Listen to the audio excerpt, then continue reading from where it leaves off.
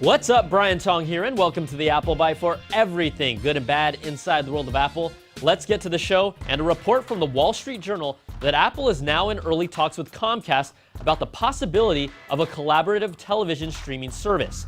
Now, the proposed plan would be for Comcast to provide preferential treatment to an Apple set-top box like the Apple TV, allowing subscribers to stream live and on-demand programs. Now, Apple's box would get priority and still continue to stream smoothly as if users were watching live TV, even if other Comcast connections are being hit with high traffic and bandwidth issues. Again, these talks are very early. Apple proposed a similar plan to Time Warner that broke down, but locking down a deal like this is very difficult. Plus, Apple would still need to acquire the rights to streaming programming from networks, and it would also require a significant upgrade to Comcast's current infrastructure. I like the idea of this partnership. At least it makes sense, unlike that Facebook Oculus Rift acquisition. Yikes. But I don't expect it to happen anytime soon. Also, Billboard reports that Apple is considering launching an on-demand music streaming service similar to Spotify due to declining music sales, and this move could also include an iTunes app for Android.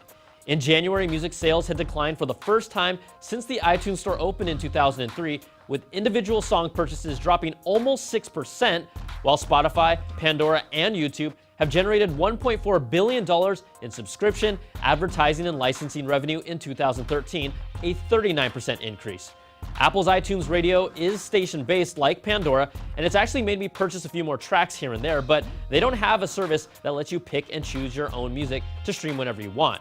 The idea of expanding iTunes with streaming is still in the early stages, but why not just do something like offer an $8 to $10 monthly service? This would be easy, and I think it's safe to say we could see this happen in 2014. All right, everyone has been waiting for a MacBook Air with a Retina display, and a new report from Digitimes claims that this unicorn of a laptop from Apple will be launched in the second half of 2014, according to, of course, their supply chain sources.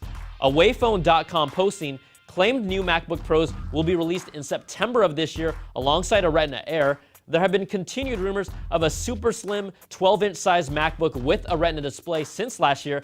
That's believed to be this unicorn Retina Air, but there has been no real evidence to back these claims up.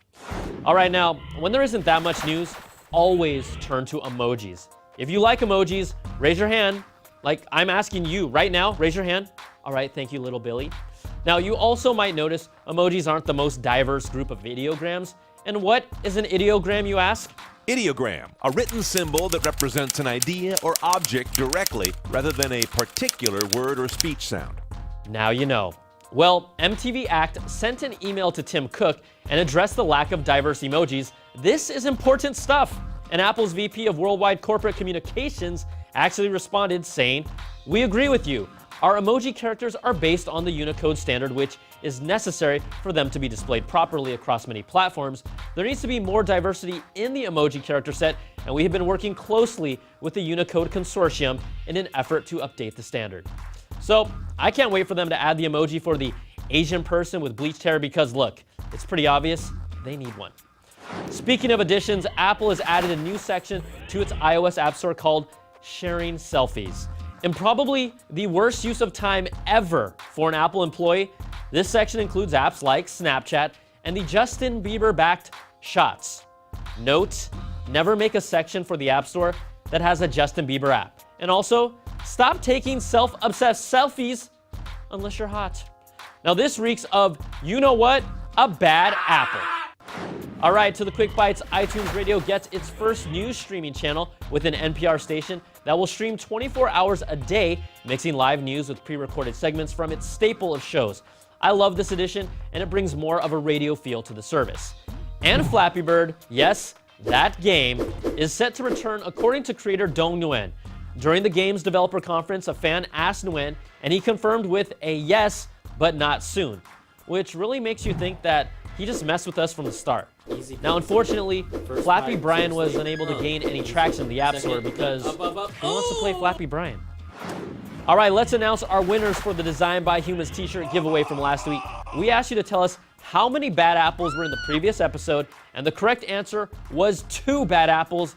There were a lot of people who said 3, but look, that last one was a bad apple and an orange.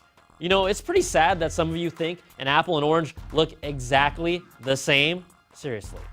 Well, congrats go to our smart people. Our email winners are Robert Williams III and Damian Solonik, but not Jason Crawford, who said 3 bad apples. Seriously. And our Twitter winners go to Aaliyah, because your love is a 1 in a million. That's for you.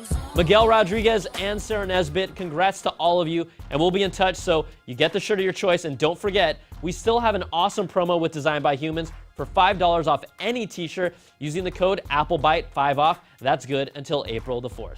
That's going to do it for this week's show. You can email us at theapplebite@cnet.com or tweet me at Brian Tong, and I'll get you when I'm not trimming my toenails.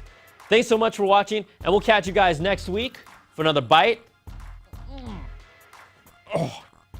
Every apple. Worried.